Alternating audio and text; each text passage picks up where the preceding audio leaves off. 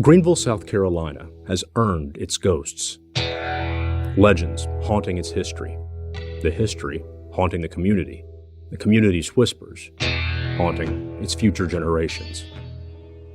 Those ghosts appeared almost as soon as the city itself, under a bridge in the northern part of the county known as the Dark Corner. Little Gap Creek runs through a Gothic arch under this bridge, the Poinsett Bridge. The locals say ghosts here come out at night. The guy told me a story like they were up there and, one of their friends said they got attacked by an animal in the woods and, these strange glowing lights. That is John Boyanowski, a Greenville Renaissance man, former newspaper reporter, public relations company owner, history book author, an expert on local ghost stories. His favorite begins with Joel Poinsett. The bridge is Poinsett's namesake. Joel Poinsett was a Charlestonian who kind of became a patron of Greenville, and he kind of helped push us forward economically and, bought things and, invested in Greenville. You might know Poinsett from a plant you see around the holidays. Poinsett, the minister to Mexico in the early 1820s, took a trip south of the border. He went over there and he found this red leafy plant, brought it back and he called it the Poinsett. The poinsettia plant that everyone uses at Christmas is named after him. But if you ask someone in Greenville, they say he invented it. No. He just found it walking around Mexico and just brought it back with him. He was not some, horticulturist, sitting in a barn, developing plants. He just found it and named it after himself. Around that same time, Poinsett led the construction of one of the first paved roads. And to get that road over Little Gap Creek, what is now the oldest bridge in South Carolina. So that bridge is allegedly haunted, not by Joel. You don't go up there and get mysterious, flowers put on you, but they say that the men who built the bridge, several died during the construction, and so their ghosts haunt that area. Some people say the ghosts are Chinese construction workers. Other people say the bridge disrupted a Native American burial ground. Whoever, or whatever, haunts the bridge, the man who made it happen is a Greenville legend. A statue of him sits in front of the Greenville City Hall, a kinder tribute than the Mexican lizard that also carries his name. One Greenville family has ghost stories that aren't so apocryphal. Two stories still haunt the people who survived Frank and Rufus Looper. We discovered the stories together. Two shootings at the Looper homes, just weeks before the notorious 1975 double murder at Looper's garage. In the last episode of Murder, Etc., I talked to Frank's cousin and aunt, Adele and Julia McCauley, about the shooting at Frank's West Greenville house, and it quickly reminded them of this. Didn't that happen at Daddy's house? It happened at Granddaddy's house, too. My daddy's house. Because when I lived in the house, people would go, "What's that?" I said, "It's a bullet hole." It was right before he was killed. But you remember that happened? You remember your daddy telling you about that? Yeah, I went out. I've been out there. I saw it. Every time I'd go in the house, it'd be like, there's that bullet hole. They remembered that, but they didn't know this. Back in the 1970s, there were people in town who weren't shy about firing warning shots. People who were closer than the Loopers knew. The day Frank Looper died, 3 men sat in the R&R Tavern not far from the Looper garage, drinking a beer and making a plan. One of them was a man named Raymond Hasse. Everybody called him Bugs. Frank Walker was the second man at the table. A few weeks before Walker sat down for beers, he'd been a sheriff's deputy who once worked with Frank Looper. Walker left the sheriff's office in December. This is one-time prosecutor Billy Wilkins. Frank Walker was, in another circumstance, would have been a good law enforcement officer. He was smart. He had a pretty good heart, and this climate, it was lawlessness, and if you were a cop, it didn't matter. You crossed the line if you wanted to, nothing's going to happen to you. Wilkins came to know a lot about Walker in the coming year. He learned even more about the third man at the table, a lanky, cold-eyed Charlestonian named Raymond Small, known universally as Country. Back to Country, which is an interesting story, and he was probably one of the most dangerous persons I've ever met in my life. He was a killer. These others would kill, but he was a killer. The story you're about to hear is one I found in an old and forgotten statement Frank Walker signed in 1975. Wilkins, one of the most respected legal professionals in South Carolina, backed it up. On February 1st, 1975, Walker, Bugs, and Country were out drinking and ended the night on a paid mission. They hopped in a yellow '74 Charger, Hasse drove through the night, through Greenville's Sans Souci community, and onto Highway 253. That's when Bugs said, "Get your guns ready." They pulled up to a little house. Country pulled out a sawed-off shotgun. Walker pulled out a .380. They blasted holes in the house. They did the same to a nearby car and then sped off. Walker called it snatching out the man's windows and scaring him up. They did it, Walker said, because the man in that little house had been causing some trouble for someone else Bugs knew.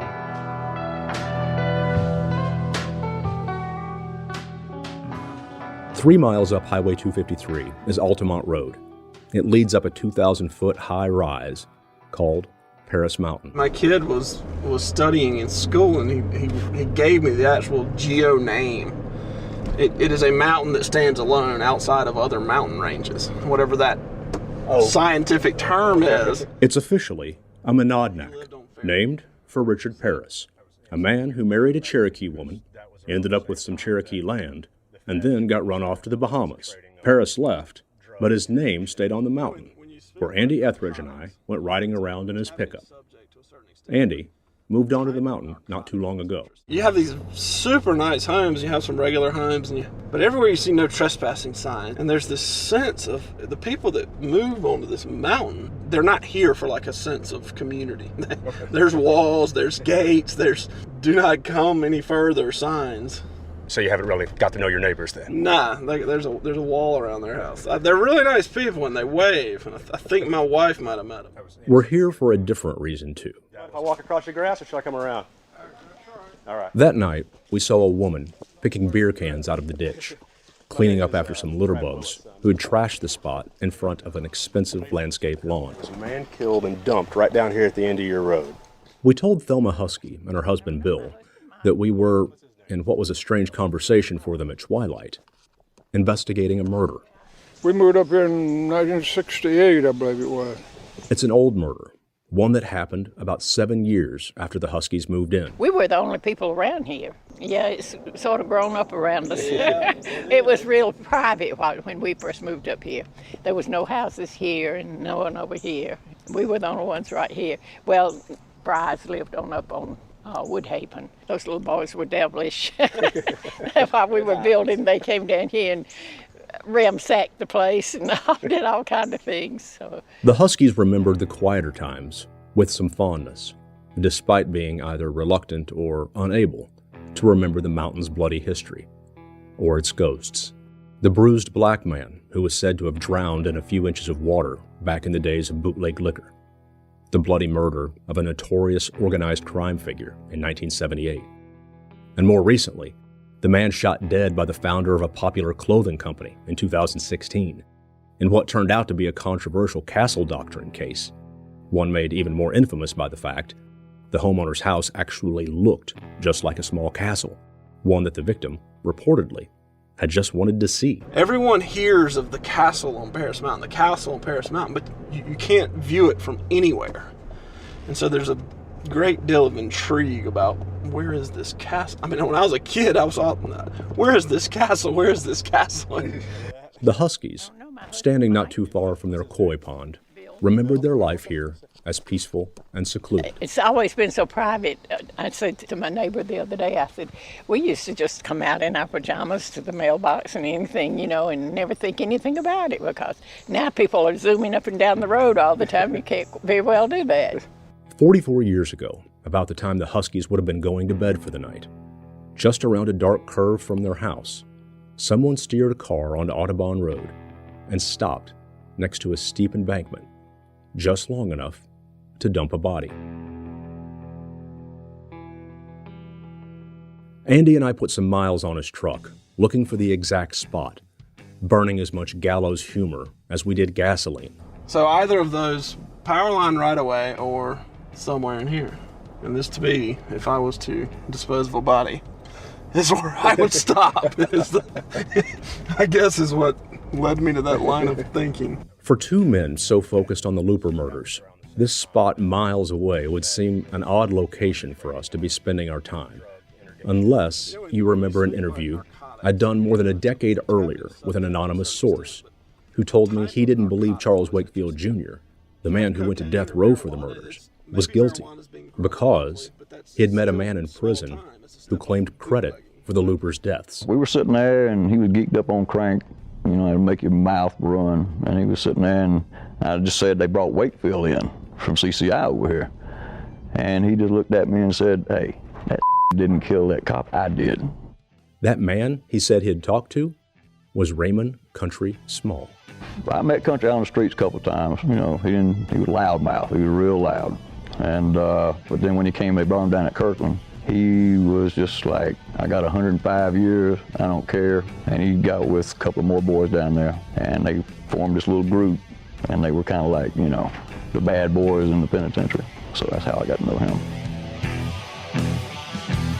I had no way of verifying what this guy had to tell me, but it got me looking at Country, Bugs, and Frank Walker. Something that Andy, I'd one day learn, was thinking about himself as he worked the case over in his head. Those years of wondering led us to Paris Mountain. Never ceases to amaze me how big Paris Mountain is when you're trying to drive it as opposed to what it looks like. It's a long, skinny mountain. If you look at it, you get to the top in a hurry because it's not that tall. But then it's a long time before you get to the other end where it's time to get down. It's like a sawhorse.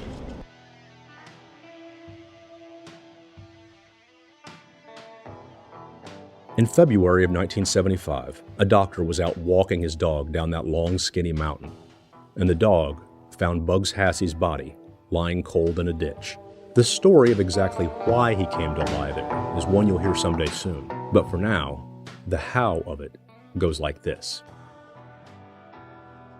Just a little more than 3 weeks after they drank some beers and shot up a house, Country Small, Bugs Hasse, and Frank Walker were casing a house they planned to rob. They pulled down a dark road. Country was in the driver's seat with Bugs beside him, and Walker in the back. Country reached into the back floorboard and grabbed his sawed-off shotgun. Country pulls out a sawed-off shotgun and just jams it in Hasse's ribs and pulls the trigger. Frank Walker's got a .22 shooting him in the back of the head. Of course, there's blood everywhere. Country and Walker had set Bugs up, and according to Frank Walker, they'd done it for Ballard George, owner of an alignment shop. Larry Smith grew up in West Greenville and knew Ballard George's reputation. People thought of him as a little crazy because you didn't want to cross him because he had a reputation of being crazy, that he would kill you or have you killed. So, yeah, I remember I remember that. But, you know, anytime that I was around him, anytime we come across, he was likable. He was always kind of laughing and cutting up, just acting crazy. I guess that's the reason people said he was crazy. Don't mess with him. I don't know. And according to the story Frank Walker told, when George sent them to shoot up a rival's home, that rival was George's own brother. Now, Frank Walker and Country Small were in the middle of a job they'd planned with Ballard George, one that hadn't accounted for the moment Bugs Hasse started bleeding out in their front seat. Prosecutor Billy Wilkins played a big role in the case. He picks up the story. And they don't know what to do. They're afraid to ride around with all this blood because of if he gets stopped for any reason, it's obvious. So, Walker suggested they head for Paris Mountain, a long, skinny mountain, still big enough for a few more ghosts. They dumped Hasse's body and drove over the top of the mountain, a winding collection of switchbacks and blind curves that can seem to never end. Andy and I retraced the route in his pickup. I've been trying to imagine the idea of being covered in blood and trying to get away fast, and this is the route that you take. I don't think they realized what they were doing. I think they just didn't want to retrace their step. Well, and part of it is you think that you don't realize how far you've gone up the mountain by going up Audubon, so you're kind of committed now. You're climbing the mountain. The killers made their way to the other side of the mountain, and they realized their car, their clothes, everything they had were all too bloody to start driving under streetlights. So they call Ballard George. He comes up and gets them and hauls the car back as if it's a disabled vehicle and he's got a record service. Hauls it back to his place on see later on, and they burn their clothes, clean the car up and all that stuff. Ballard George, known to the public as the best alignment man in West Greenville, served as the cleaner, a southern, grease-stained stand-in for Pulp Fiction's Mr. Wolf. George made sure the contract killers got away clean, and Bugs Hasse became just another Greenville ghost.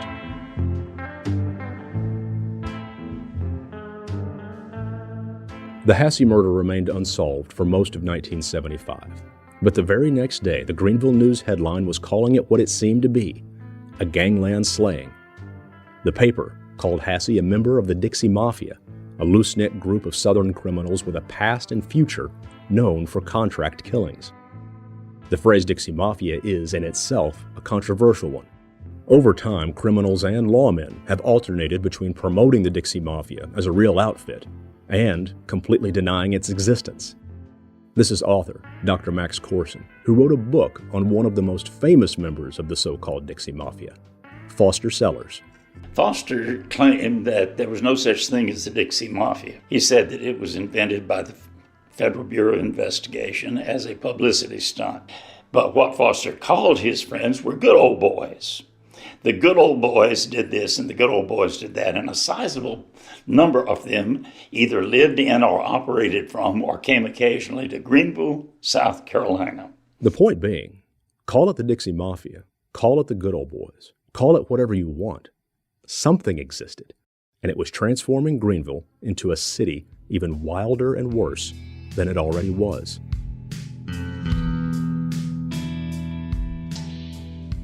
Meanwhile, despite Frank Looper's boss, Sheriff Cash Williams, saying he believed the Looper murders were the result of Lieutenant Looper's narcotics work, the Greenville Police were actively denying a Dixie Mafia hitman killed the Loopers, and the police were creating a few ghosts of their own, ghosts that would haunt this case in a completely different way. So that's where they'll be looking from. Mae Mashburn lives here at 18. Viola lives at 16. And she was on the front porch.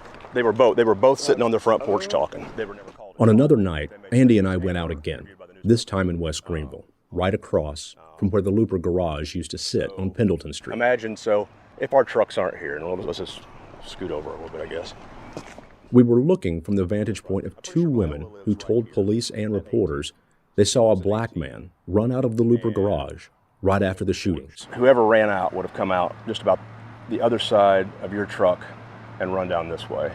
Those women were Edna Mae Mashburn and Viola Owens, a couple of neighbors enjoying a 79-degree January day. Both of them passed away years ago, but on the day of the murders, they told the police what they had seen. So did a couple of men nearby. I asked some friends of mine to read through the old police statements. Today about 2 p.m., I was sitting on my neighbor's front porch. Mashburn and Owens looked through a vacant lot at the Looper garage. I saw a colored male running up Pendleton Street toward the old ice house. They knew something was wrong. I told Viola, let's go up there and see what was going on and to see about Vera. I was coming out of Mason Street onto Pendleton Street at the stop sign when I saw a black male running up the street from the direction of Looper Garage on the same side. Ed Gray was sitting even closer, idling at the corner in his car, essentially across the street. I cut through where an old house had been torn down. I went in the garage and heard Vera screaming. Vera was standing over the Looper boy. The black male turned up between the old ice plant and an old service station. Ed Gray sat in his car watching.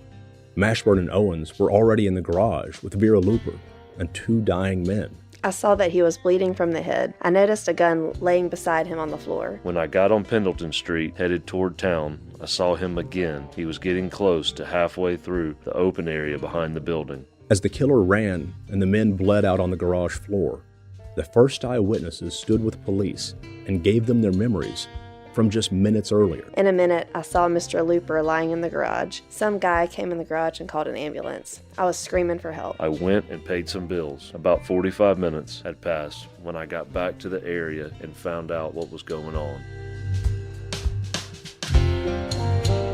Meanwhile, right over here at Pendleton and Mason was a guy named Robert Joe Benefield. Joe Benefield told police he was there too and gave much the same account as Gray, Mashburn, and Owens. How long before the first units arrived on the scene, you know? The first units took a while. In fact, near as I could tell, Owens and Mashburn were the first ones up here. And then a guy that worked for the Greenville water system drives by in his truck, and he's got a CB in it. He hears all the screaming, but doesn't stop initially. And then is like, maybe I should stop, and goes back, and he pulls up and radios in that, they need an ambulance here. Police interviewed Owens and Mashburn as eyewitnesses before anyone else, while it was still fresh in their minds. They saw the man running away, barely 40 yards between them. They were there before anybody else, as the loopers started to die. Ed Gray was about 20 yards away in his car. Joe Benefield said he was there too. Police interviewed them all. The newspaper interviewed some of them too. The police came back days later and interviewed them again. Other than Vera Looper, they were the only eyewitnesses police found in the first 48 hours after the murders.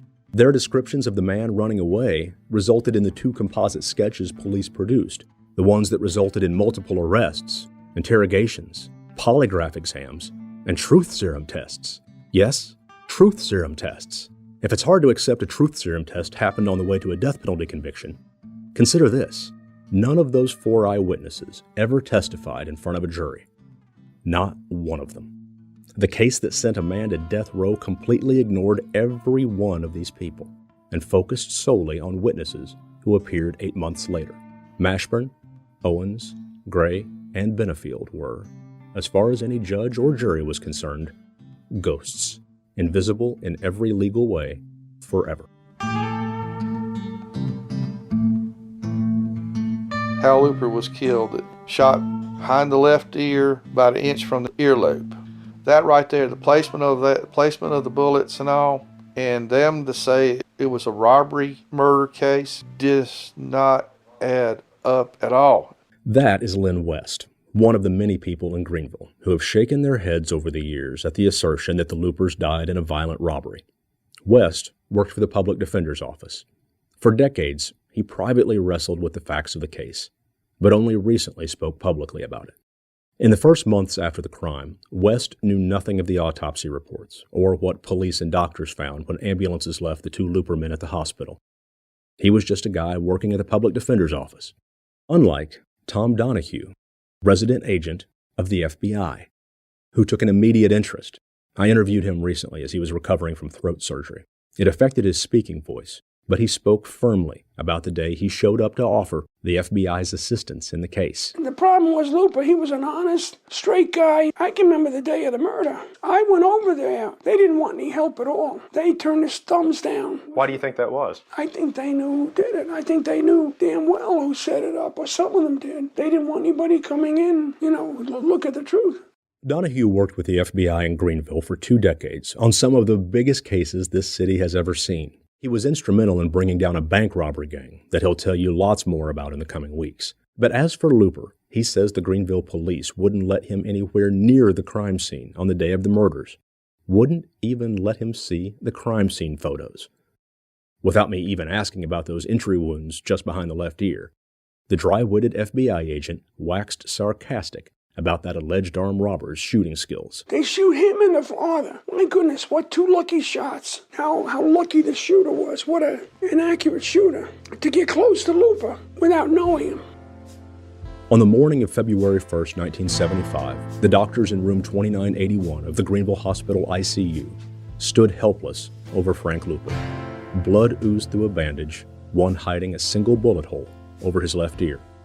At that very moment, in a nearby room, pathologist Don Kilgore stood over the dead body of Looper's father, taking a stoic inventory. 16 hours cold, 5'7", 160 pounds, clogged arteries, a little bit of alcohol in his blood, left eye swollen shut and bruised purple, and a hole just above his left ear. The hole marked the beginning of a path to a mushroom-shaped bullet, one that had ricocheted around his skull, pounding and vibrating, until Rufus Looper's brainstem bled out and killed him. As Dr. Kilgore signed the autopsy report, Frank Looper died in room 2981. Looper, 5'7", 140 pounds, at age 34, healthy in every way, until a small caliber bullet blasted bits of his skull into his brain, tore through the occipital lobes, and fell into a small hollow at the base of Looper's skull. Both Looper men were dead just 3 hours after sunrise on the first day of February.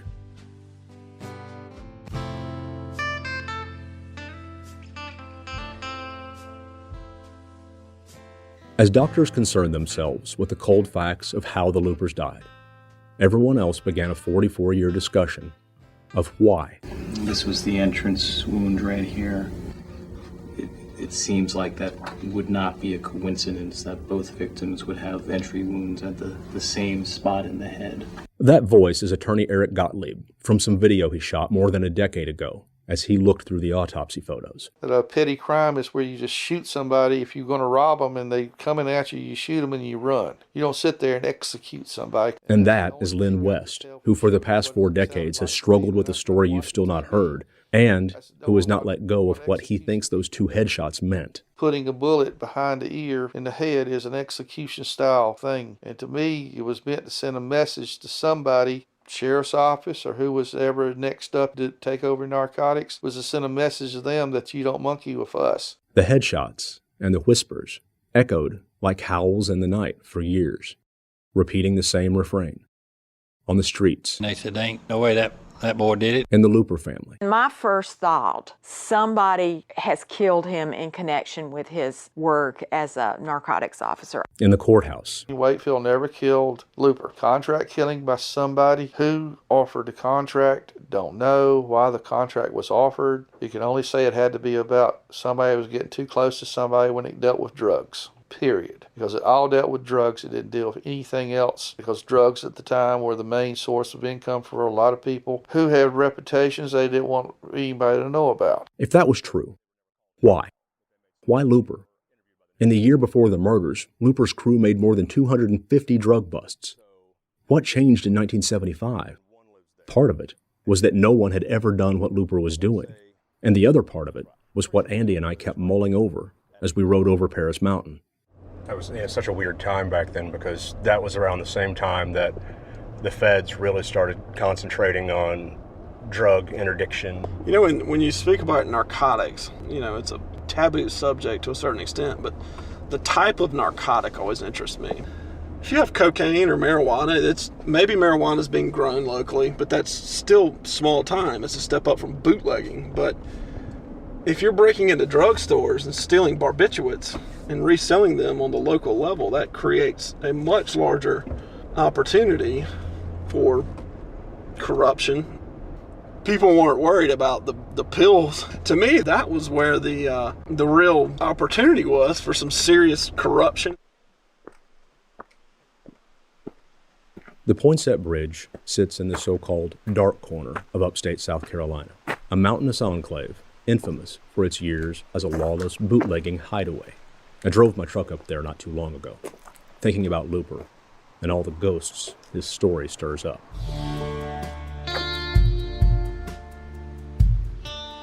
The ghosts on the bridge, or the ripples of water underneath that serve as their voices, don't have names. Unlike a man who fought the bootleggers in the 1920s, Greenville County Sheriff Sam Willis. One night in 1927, he stood in the doorway of his home's garage, and an assassin killed him. Willis's wife said she saw a black man running away from the scene. Years passed before a new sheriff found that assassin, one who told them he had fired the shots and gotten paid for it by one of Willis's fellow lawmen. Like the ghost bridge that spans Little Gap Creek, there's an apparently timeless story that spans the decades between the assassination of a 1927 sheriff and a 1975 drug cop. If you read back through all the court files, newspaper clips, and confessions, you'll find this about Bugs Hasse. Before he was a ghost, he was a thief, and the last job he pulled was a botched break-in at a Greenville County pharmacy, a place where a man might be able to steal a lot of pills. There were 2 men with Hasse on the job that night, and one of them wore a badge.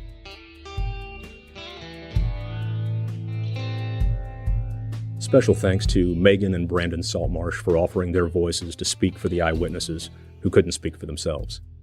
If you'd like to see pictures of Frank Walker, Country Small, Bugs Hasse, and Ballard George, we've got them all on our website. We also have more details about what happened that night Hasse ended up on Paris Mountain, the witness statements you heard here, and more. To see them, just go to murderetcpodcast.com. That's murderetcpodcast.com. We're going to be adding a lot more on that website in the coming weeks that will help you help us investigate this case. In the meantime, we need all the help we can get from you to keep this investigation and this podcast going. Your subscriptions on Apple Podcast, your ratings and reviews, and all the sharing you can manage on Facebook, Twitter, and Instagram, they all help us keep this podcast and investigation alive.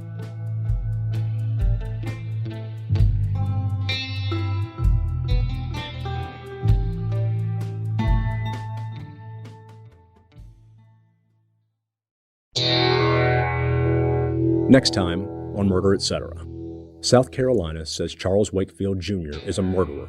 Wakefield wants South Carolina to hear his story. I wasn't going to plead guilty to nothing. I didn't do it. I wasn't going to plead guilty to it. He told me that if I didn't plead guilty, that they going to give me the death penalty. Then that Friday, that's when they sentenced me to death. Face to face with the man South Carolina planned to kill on the next Murder, Etc.